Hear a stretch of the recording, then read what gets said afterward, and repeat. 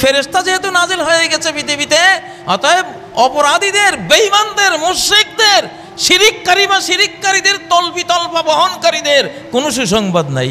তারা বলবে আজকে সাকসেসফুল হওয়া, আমরা এসে গেছি আল্লাহর ফোর্স, আমরা থাকতে তোদের সাকসেসফুল হওয়া, বিজয়ী হওয়া পুরোপুরি কমপ্লিটলি নিষিদ্ধ, অবৈধ, ইলিগাল, অসম্ভব, অবাস্তব।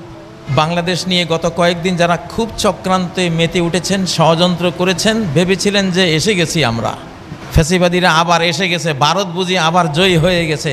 দুঃসংবাদ, বাই বাই, আপনারা ইনশাল্লাহ বিদায় হয়ে গেছেন অলরেডি। ষড়যন্ত্রকারীরা বিদায় হয়ে গেছে। দিলাম ইনফরমেশন, এই কয়দিনে যা হয়েছে দুয়ে দুয়ে চার বলে দিলাম। মুলি বেড়ার ফাঁক দিয়া সূর্য উঠা অবস্থায় তাকালে দেখা যায় হাজার হাজার কোটি কোটি বালু নড়াচড়া করে। এগুলিকে আরবিতে বলে হাওয়া মানসুরা, হাওয়ায় উড়ন্ত ধুলিবালি।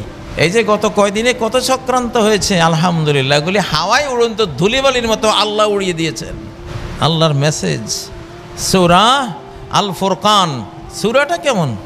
আল্লাহ জবাবটা দিয়েছেন যে আয়াত দিয়ে, সেই আয়াতের সেই সূরার নামটা আল ফুরকান, সত্য মিথ্যার পার্থক্য। সত্য মিথ্যার পার্থক্য হয়ে গেছে একটা।